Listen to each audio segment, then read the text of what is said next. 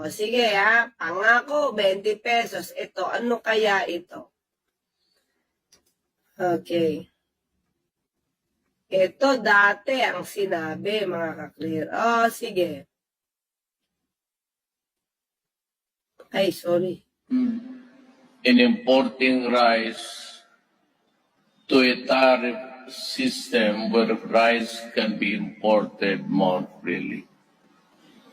This will give us additional resources for our farmers, reduce the price of rice by up to 7 pesos. Oh. Kaya mo ginawa yung batas, rice certification law to para yung gusto mong 7 pesos na kada kilo ay mangyari, ha? Oh, my Marie, I do not know kung mahina ka sa English, o mahina ang comprehension mo, o bobo ka talaga. I do not know. Very basic yung English na ginamit ni PRRD. And mind you, pareho kayong abogado niyan. Ang sabi niya is very, very malinaw. To reduce up to 7 pesos per kilo of rice. Very basic English eh. Hindi naman malalim yung mga words na ginamit ni PRRD. Kahit nga elementary students, maintindihan yan to reduce.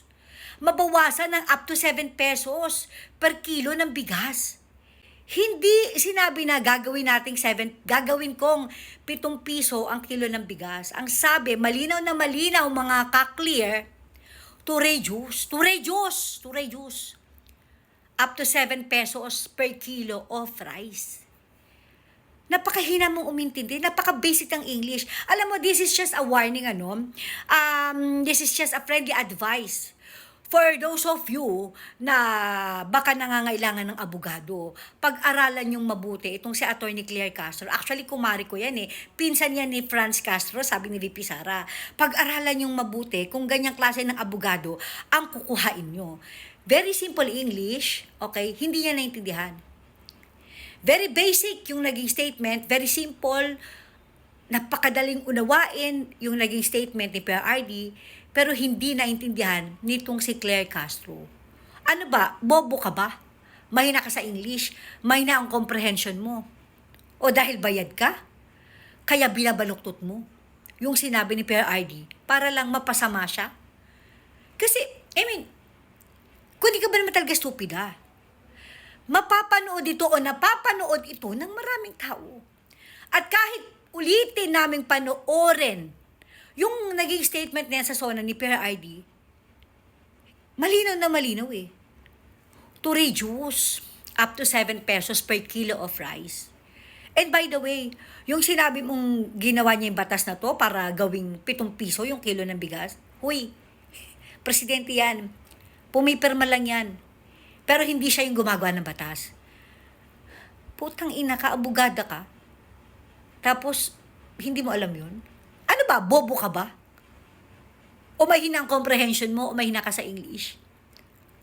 O bayad ka lang? Kaya kahit mukha ka ng stupid carry lang kasi nga, di ba, for the go. Oh my God, for the payment, for the kaching-kaching ito. Bobo. Ang bobo mo, Mari, ang bobo mo. Mag-ingat kayo kung kukuhanin yung abogada yan. Hindi nakakaintindi na English yan. Basic English to reduce. My God.